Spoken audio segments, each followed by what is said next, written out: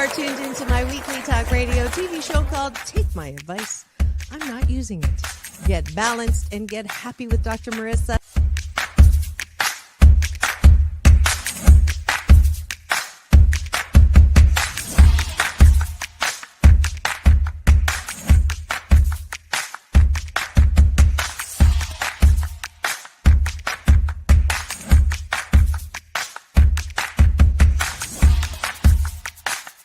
And this show is about hope and happiness.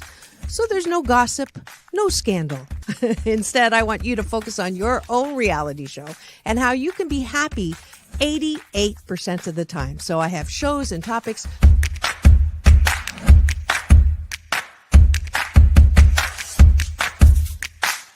Monday, happy days. Tuesday, Wednesday, happy days. Thursday, Friday, happy days. Monday, Tuesday, Happy days. Wednesday, Thursday, Happy days. Friday, whatever. Happy days. What a day. Na, na, na, na, na, na. I love you. I love you too. Best known as the mom from Happy Days, and she is a delightful 89-year young Marion Ross to my studio. Welcome, welcome, welcome. Dr. Marissa, this is such a treat for me. Oh. My goodness, you're a wonderment.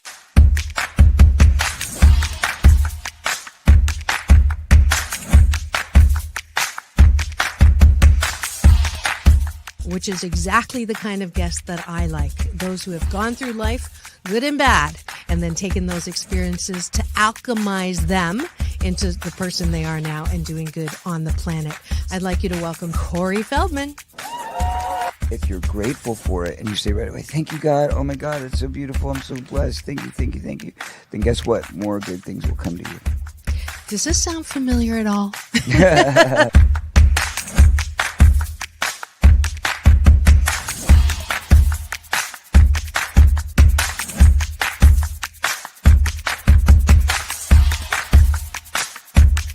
She's back again to mark my Cancer Awareness and Prevention Month show. Please welcome Fran Drescher. Hi, Fran. And supporting cancer schmance. I really appreciate it. So what would you say are some of the biggest myths, Fran, that people have about cancer? Well, I would say that they think that there's a cure for it.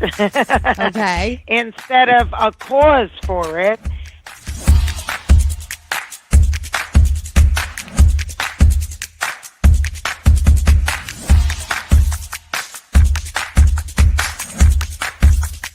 This is the first call-in show when I get to be Dr. Marissa, the kinder, gentler Dr. Laura. And people call in to get their life tires balanced and their critical thinking or their BS, their belief systems, smog checked. And today I am delighted to have Malie calling in from Birmingham, Alabama. We could go 90 days and end up having terrible sex. And then you say, well, the relationship's not all about sex. Well, if I'm not getting great sex from you, then I'm going to get it from somebody else. Right? That moose just got put on the table. And I see Josh and Jim. I have to agree You're with Clyde. both nodding. Ramon's sort of half nodding because his wife's listening. But I understood what was going to happen if Muhammad Ali's youngest daughter, made public that I was going to become a boxer. So I wanted to make sure this was the path that I wanted to go down. You are absolutely fabulous, beautiful inside and out. And I'm giving you Dr. Marissa's Beneficial Presence on the Planet Award today. Thank you.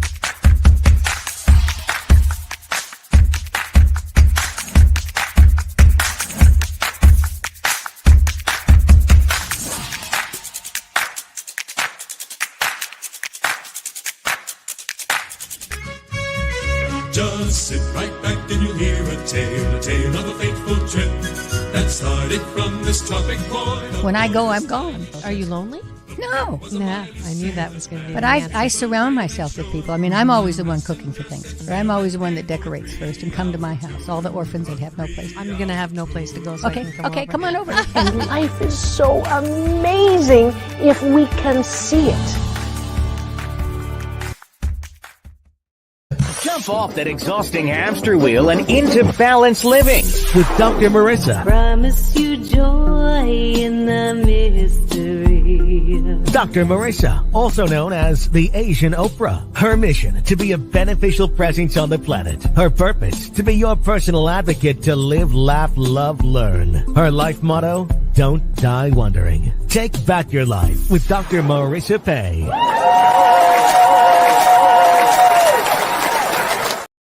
And welcome. You're tuned in to Take My Advice. I'm not using it.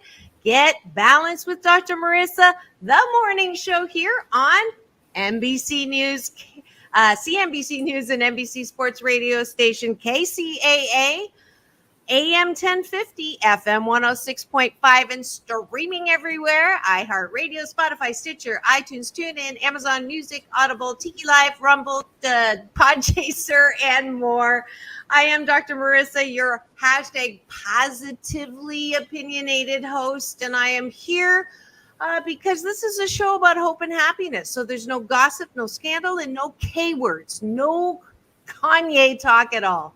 Instead, I want you to focus on your own reality show and how you can be happy 88% of the time. Why not 100% of the time? Because I don't want dead people walking. No one is 100% happy all the time.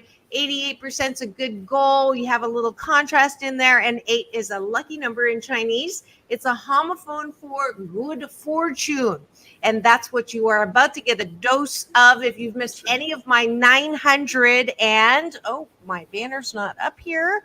Let's see, how many shows are we on? 987, close to that 1,000 mark.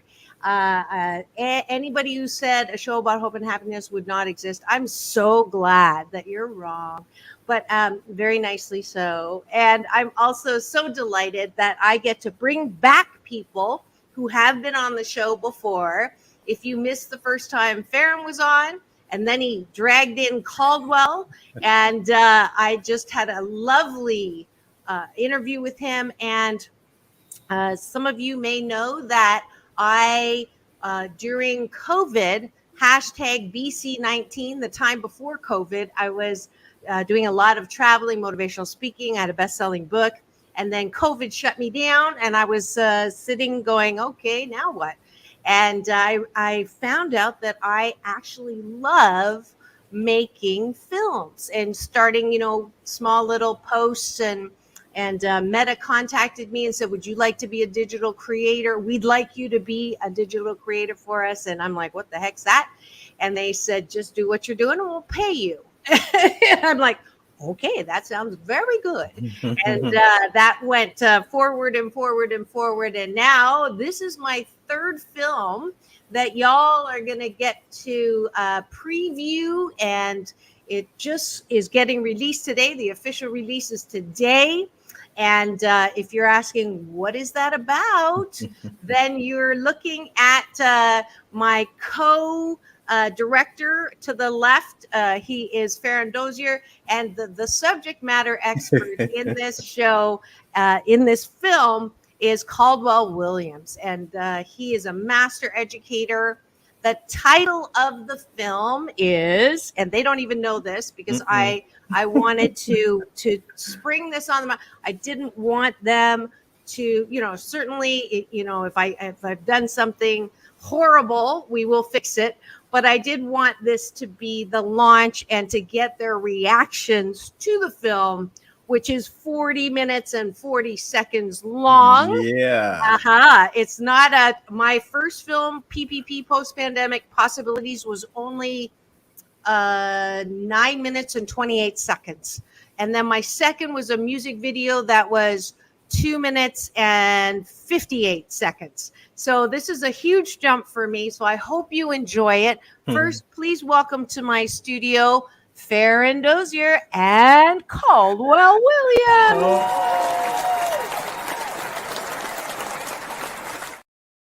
Good morning. Good morning. Good morning. So glad to have you. Thank you. Thank you. Hi, Caldwell. I'm eager to hear and see. Good. We're going to have a real quick breakfast instead of doing a whole 8 gratitudes and appreciations. What's one thing that you are grateful for this morning? I am grateful that, gosh, I love drinking creative juice in the morning. all day, all my life. I'm so grateful that I got to do this project. What are you grateful for, Farron? I'm grateful for my church's prayer line that I get to give my first fruits of my voice to God in the mornings. Caldwell. I'm grateful for my church parish community. I'm 89 years old, and for 27 years, these friends have been supportive, loving, and welcoming.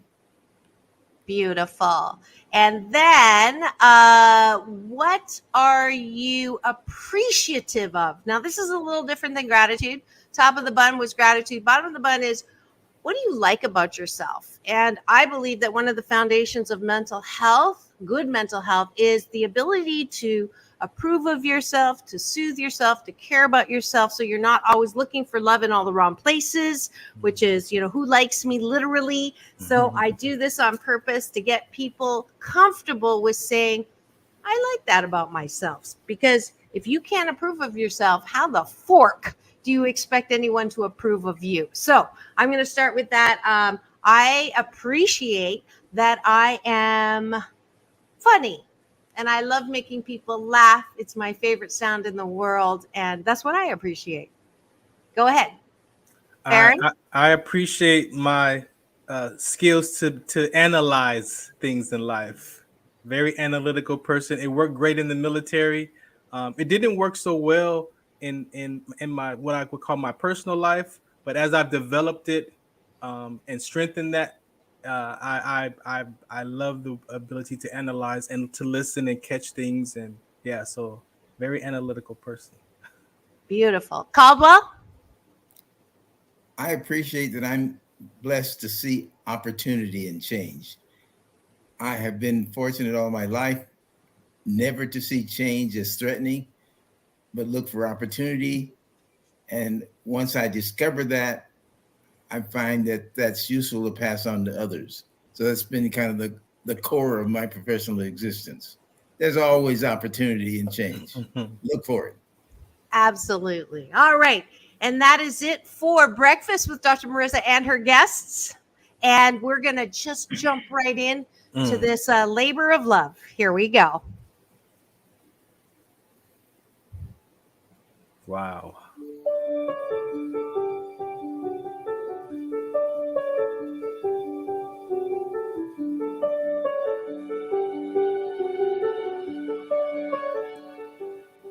This is Dr. Marissa. You know me as the Asian Oprah. And today I'm delighted to have a very special guest. You saw him on my show, and we just had to continue on the conversation because his foundational truths are going to help us finally get to a place where people are real humankind. His name is Caldwell Williams. Please welcome him to my life. Welcome. Thank you. Welcome, Caldwell. The pleasure's mine. Absolutely. Your grandparents were born slaves. My mother's father was the firstborn son of the slave owner and one of his slaves. My first 10 years, we lived in the South. Where? Cass County, East Texas, near the Texas, Louisiana, Arkansas corner. They call it Piney Woods because pine trees grow like grass. The last published report of a lynching of a black man happened in that county in which I was born, Cass County, East Texas. A couple of white boys dragged the black man behind the pickup truck with his legs chained to the truck. So that gives you some indication of the culture of that community, even as we approached the 21st century. I was aware, because my family accepted and behaved accordingly, that the requirement, I was almost about to say the custom, but no, it was a requirement. A black person, if you met a white person in town, you stepped off the sidewalk and deferred.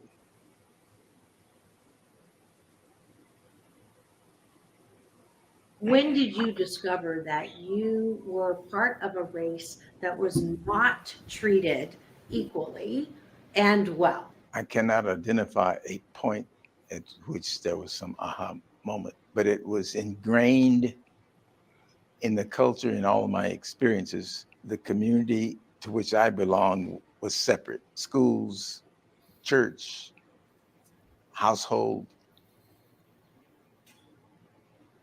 You went to school. I understand you were at UCLA, where I also taught. So yay, Bruins. Go Bruins. Go Bruins. And you became a graduate who could not get a job from UCLA.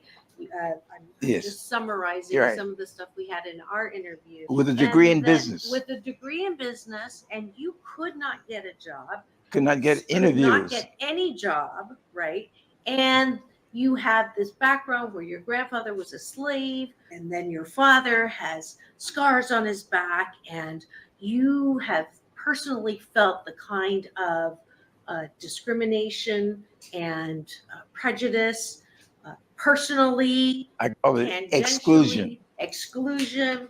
And yet, when you were on my show, and this is why we're here, the thing that just blew my socks off, where every time I tried to get you to blame the white man or blame the whites or blame the race, nothing against whites, but putting people who were the active discriminator on the spot, every single time I tried to do it during the interview, you said, but, and you would say, they were also victims. They were also, and it was like, I remember after the interview saying to Farron, I just cannot get him to hate. I can't get him to blame. And so I need this man on camera again because you have in that approach or that BS, that belief system, I believe the answer to how this humanity of ours, this society of ours is going to make the changes necessary. And that's why you're here. Why is it that you don't hate those who have done you wrong? Or why is it that you talk about not blaming when it comes to prejudice and racism?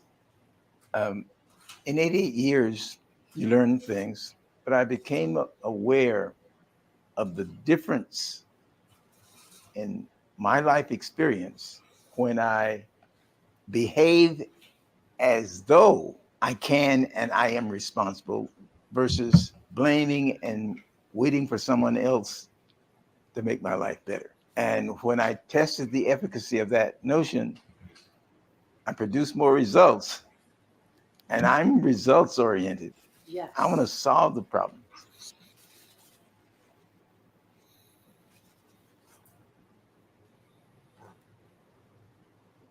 So I want to repeat this so that we all get this, because I think this is a big nugget, that if all of us in America, in other countries in the world, if we moved from who's to blame for my unhappiness, who's to blame for my non-success, to what am I responsible for, and what do I need to do to change what I do not like or the circumstances that I am in. Is that what you're saying? That is the shift Precisely. that you learn. Yes. So nugget number one. If you want to change your life, if you want something different, quit blaming other people for the circumstance that you're in. And that teaching is so missing from many homes, from many schools, right? from many your friendships, because everybody's right there. Can you believe? And da da da da da, and it's all that way, right? It's not, oh, I messed up, Mhm. right? It's the blame game. When I meet, whatever the circumstances, test the efficacy of my approach. What is this experience telling me about me? Mm, What's needed here? mm. What's needed here in the micro? What's, and I mean, the macro and the micro. I mean, I can look. And when I look, I will always get ideas. As long as I look, the ideas will come. Salient point is take responsibility for looking rather than blaming. What's needed here? I think if there were 10 important questions in the world, this would be the first 8. What's needed here? What's needed here? What's needed here? And you will discover that your brain works as well as mine, and you will get ideas about what's needed here. And I have taught that concept to children as young as 6 years old in first grade, which is where my wife worked, and their parents, all the way to, and this says something about my perception of hierarchy, the 6 regional vice presidents of the Xerox Corporation, to the same effect. Hadn't thought of it that way before. And when I shared this concept in a high school with 16, 17, and 18-year-olds in 2023, these now 60-year-olds say it made a difference in my life, and I still live by that.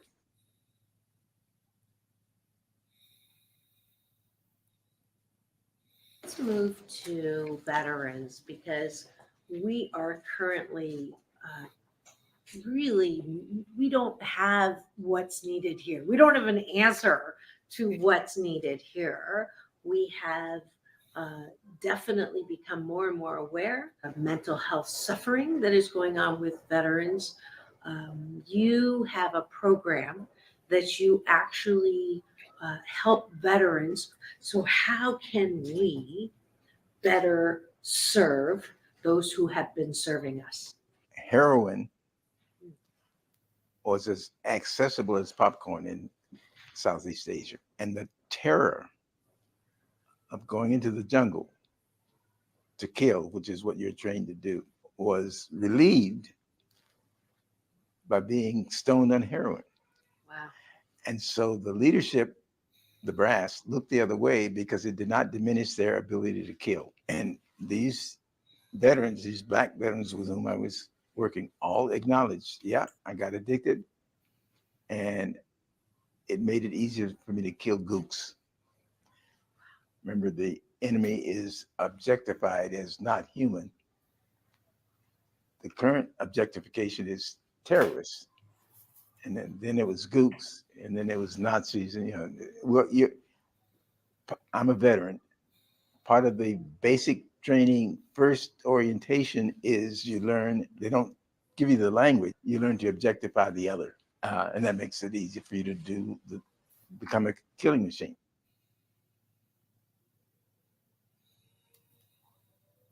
Unpredicted consequences of looking the other way. When young white commissioned officers who were the predominant leadership in the military in Vietnam offended you, it was easy to, when he wasn't looking, drop a grenade on him. And a new term was invented, fragging. Mostly white military leadership in Vietnam were being killed by their own troops, fragged by offended, young, unsophisticated, angry, vengeful military heroin addicts. Wow, that is, I've never heard that. What? Assiduously, the Department of Defense, we don't want the public to know about this. Right, obviously. We're losing control of our troops. Yeah. By our own actions, by looking for The other way. the other way. Let me finish with these kids, these young men, or whatever they were. They didn't want to go back to the South when he got out because it was still this Jim Crow. So they came to Los Angeles and Oakland, and they tried to stay in the West. How'd you survive? We hustled. Well, what does that mean? Petty criminals. That's all we know how to do. One by one, all of them ended up in California prisons, Folsom, San Quentin, wherever, where in their condition, they were totally susceptible to Elijah Muhammad, who said to them, don't you get who your enemy is? It's the white man, it's the devil. So Elijah Muhammad objectified the white man.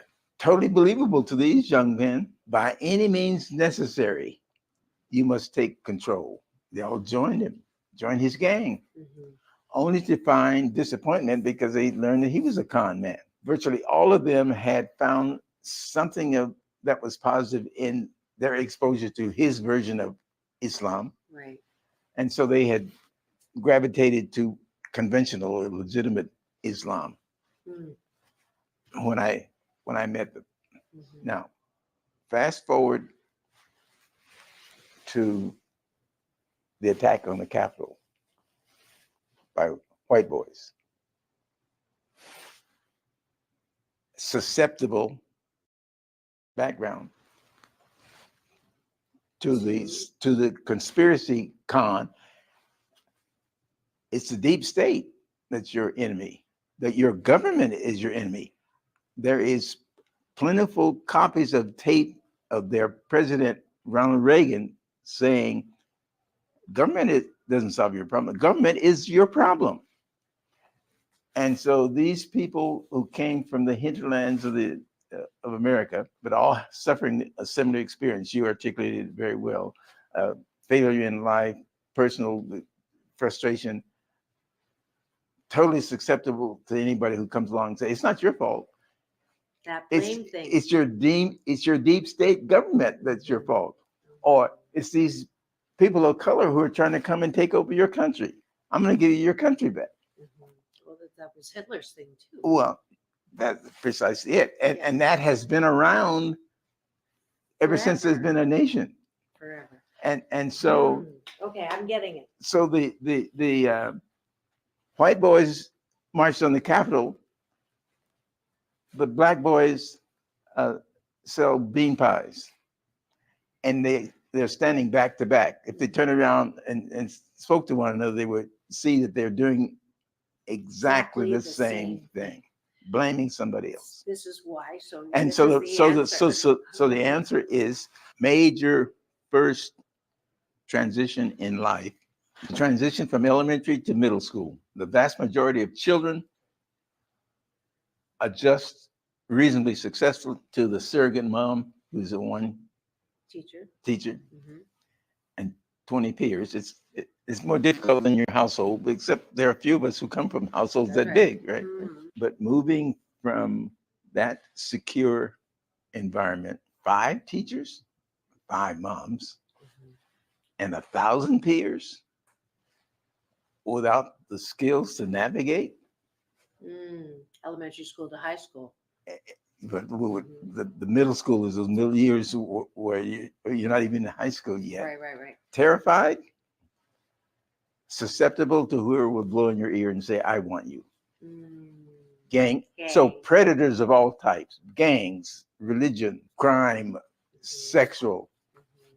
And therein, in that transition, is created the problem that the culture pays for the rest of their lives. Welfare, criminal justice, and we keep paying and paying and paying without ever properly diagnosing the problem.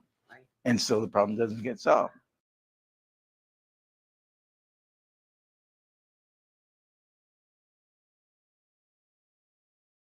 We've identified 3 skill sets crucial to more self-reliant navigation of one's own life through this culture. And it needs to be taught when the children are accessible and available to learn, because those first elementary school years, they're like sponges. There's absorbing. Part of the transition, the way the evolution from childhood to adulthood, we go through our questioning phase. Why do we do this? Why? And the unsophisticated, unaware, and uneducated parent says, because I said so. Yeah. Now don't bother Yeah. me. Yeah. And so, opportunity for the predator to step in. I've got your answers. Come join me. In the schools with the children with whom we're some degree successful are those experiences where the teacher must acknowledge your importance to me and my job. Driver's education teacher, band leaders, athletic coaches treat children differently than the conventional cognitive math, science, chemistry. Interesting. And what I found as a guidance counselor, I discovered sitting in the counseling office, typical science teacher. Okay, first day of school, first day of class. Let me tell you out front, 40% of you are going to fail. Band leader doesn't say that. Even the drama coach doesn't say that. Objectification is a automatic occurrence if you do not teach someone to be aware of what is going on so that they can choose differently. So when you don't have a strong enough understanding or a strong enough mind to say, hey, wait a minute, you're telling me things that I don't really think that's true, that mind can actually have a defense against objectification. But the mind that has very little support, very little love, very little nurturing is fertile ground for someone with ill intention to come in and sway you or easily manipulate you into believing whatever they want. From the bully and the child or the cool gang on the playground, school ground, all the way up to government, Army, Navy, who objectifies the Vietnamese or the Korean people as gooks and people to be able to have them kill them. Like that sounded to me like the breadth of this thing called objectification that is just a natural occurrence when we have no defense against it.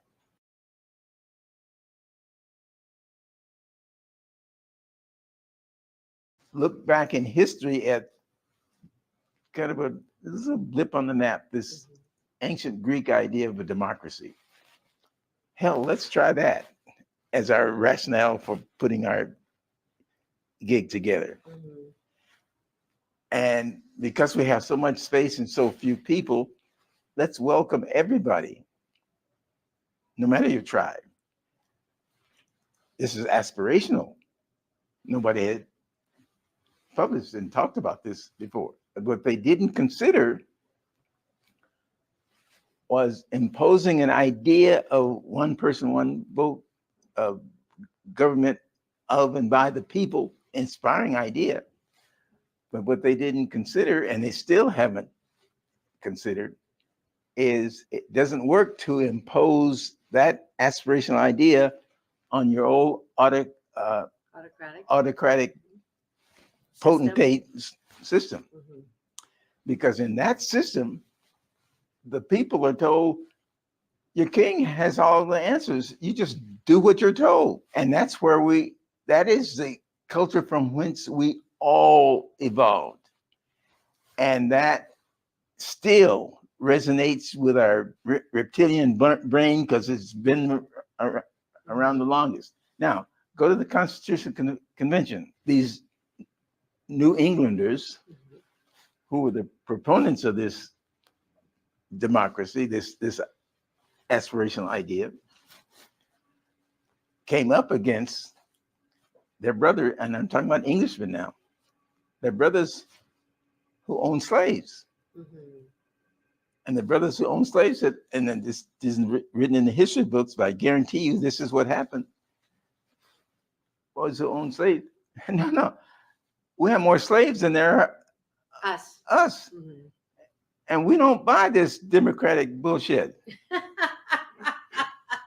And unpublished in our history books is the wink and nod from the New Englanders who said, okay, do your thing down there. Interesting. And the Southerners never, then nor now, talk about democracy. They talk about republic. Republic, the power is in the state. And this whole notion of one man, one vote, they got their Supreme Court to say, no, black folk are only 3/5 of a human. Objective, they're objects. And so the Northeasterners did a wink and nod. Okay, do your thing down there. Ivy League schools are all in the Northeast. They were all started by churches. Mm-hmm. There is no Ivy League school in the South because they didn't give a damn about education. They wanted to control their slaves. Right. And Okay, that makes sense. and so the development of this nation is the product of Northeastern effort, which simultaneously created and still promotes resentment, victimization of the people who experience themselves as excluded from this wonderful experiment. Mm-hmm.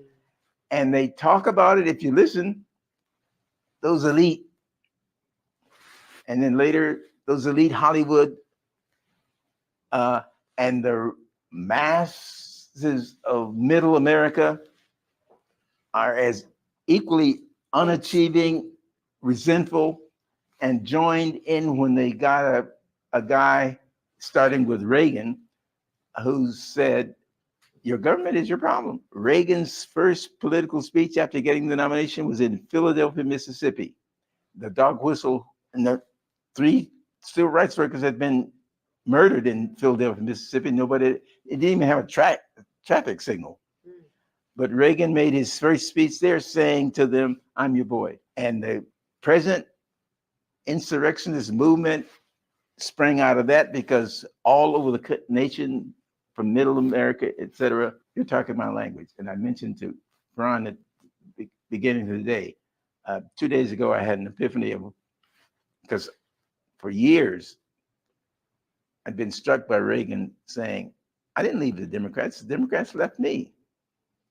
I didn't know what that meant. I now know what the Ku Klux Klan was created in Indiana, Reagan's home state. Every Midwestern state during Jim Crow in the South had sunset laws. Sunset laws meant if you were Black, you had to be out of town by 6 o'clock. But the press and the media didn't cover that. Mm-hmm. Their sympathies were with the Southern brothers from the Midwest. Mm-hmm. And first Reagan, and then more explicitly, Trump tapped into that. Mm-hmm. And they are in terms of the total population, they are a dwindling proportion, which produces desperation. And we are now seeing desperation and action. Desperation and action, marching on the Capitol and all that crazy stuff. Whether the government will have the courage to prosecute its own laws. What do we need here? Yes. That's the question. The middle school. Yeah. Catch them, Catch them early. Nip it in the bud.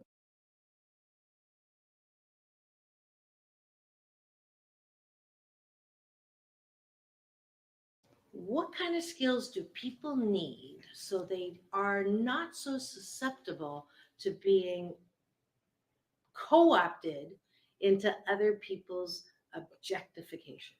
Skills for organized, systematic thinking and planning. Secondly, skills for empowering dialogue. Third skill set, skills for assertively managing change or transition. Rather than experiencing change or transition as a threat to my survival, rather than being victimized by change, what's needed here? So that you become a part of the equation rather than a victim. I find that strengthening these skill sets, we call them foundation skills, improves one's confidence and one's ability to navigate the culture with confidence, power, and dignity, which is itself healing and rehabilitating to the individual. And we've tested the efficacy of these foundation skills K through 12. So those skills are part of a curriculum that you actually wrote up because you knew that children who did not have these skills were going to be either prey to those who were stronger, or the bully group, or whatever group it was that wanted to co-opt you into their own purposes by getting you to objectify the enemy, whatever that group was. So having these skills, listening, the organizational planning, and the third one is I did pretty good. I got 2 out of 3 right. Yes, So right. The third one is Assertively approaching change and transition, and not being a victim. not passively. Got it. You need to take the initiative. Change is happening to me. What's the opportunity for me? Right. Which is a shift in that Right. Frame of reference. Right. So this curriculum you're actually teaching now. At Yes. 88, you'll Yes, never retire. right. You're just like me. So Well, I would say Mhm. my intention is to empty this brain into more vigorous, young, bright, ambitious people who can carry on the work. My days are numbered. I don't know how many, but my philosophy is time to hustle buns. which is why you're here. Which is why I'm here. Children who hurt children are in pain themselves. And I would generalize that further. Any human who hurts another human is responding to their own pain. Wow. Yeah, when you said that on the show, that went like that was one of those moments of hurt people. And I'd heard it before, but it really didn't hit me. It didn't hurt my heart. I didn't like, oh, that totally makes sense. And yet we turn on the bully. Oh, we yes. Turn on the hurter, right? Because they're evil. Yeah, and so you simply reinforce what they already believe. And you mentioned I'm bad and I deserve it. what happened to George Floyd was horrible. Him dying at the foot of the policeman, and then you went, but nowhere has there been any understanding or effort to understand or have empathy that he also was maybe hurt people maybe, but more so that he was doing his job the same way that a soldier that we started this conversation with does his job to kill the gooks in the war because they've been objectified. So Black men have been objectified by the police as the bad ones. And so the policeman who vows to protect and serve, externally we don't recognize that his picture of whom he's serving are his white neighbors. He's not conscious of that. Oh, I think he's conscious of whom he's serving. And what his white neighbors and he have learned from birth is that these objects are the threats to us. And so if you listen to what happened in the steps leading up to Floyd's death, he was ne'er do well, trying to pass a counterfeit $20 bill, and he deserves whatever he gets. And we're going to keep this community under control so they don't come bringing their problems over to our community. And so the policeman was doing his job as he perceived it.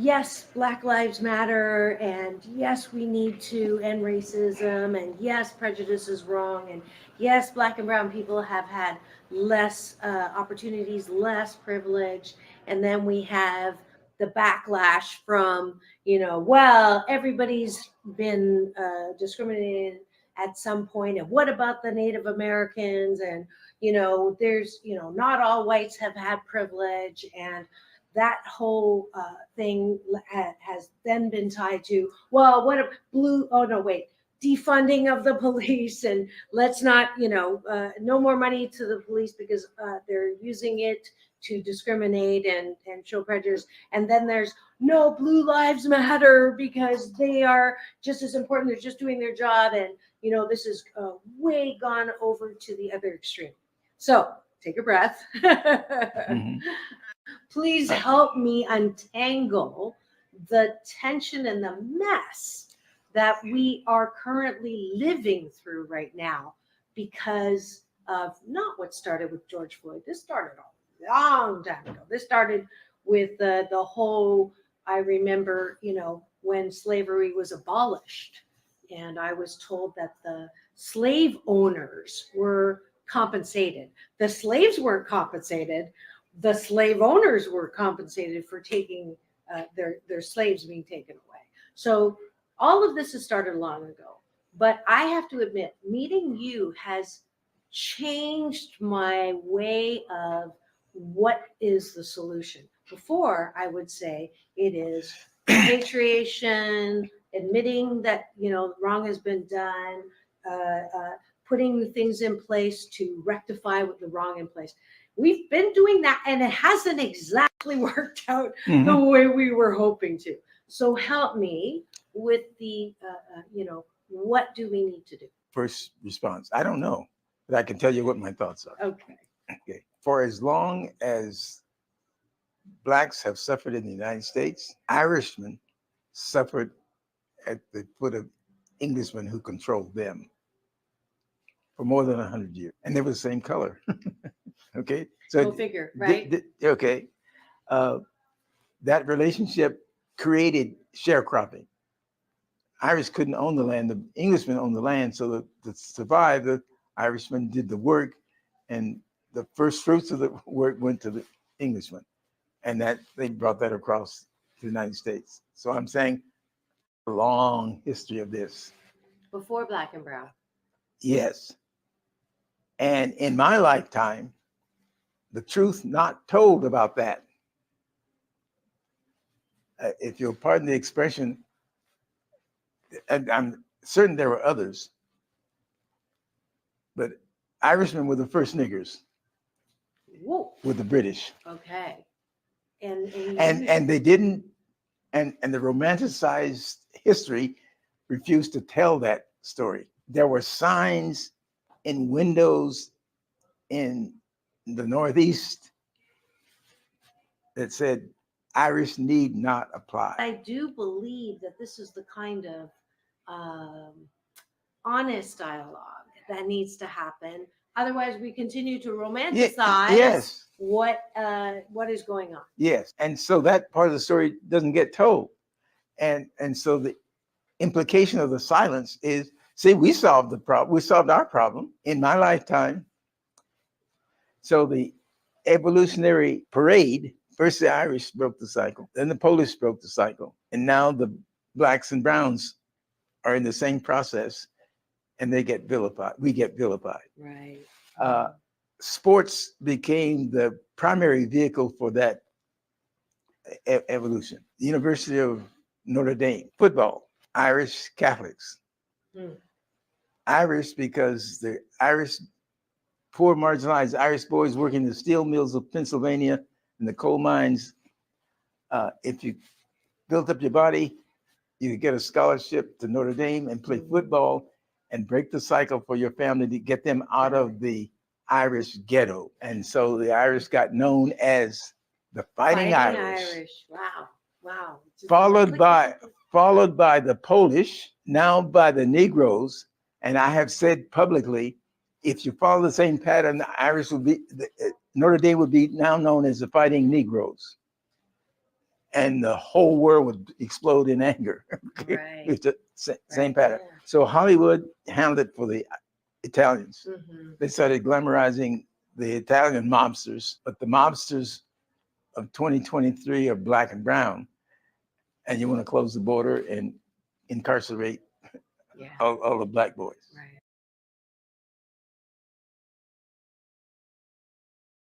Step one, tell the truth.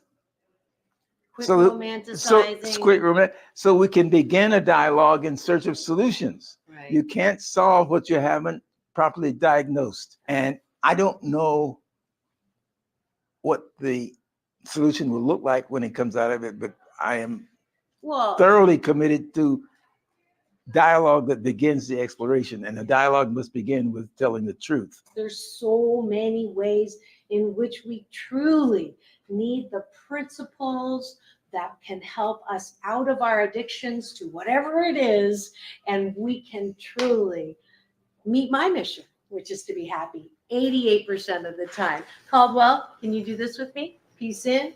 Peace in. Peace out. Peace out. World peace. Peace. Through inner peace. Lovely. Cheers. Lovely.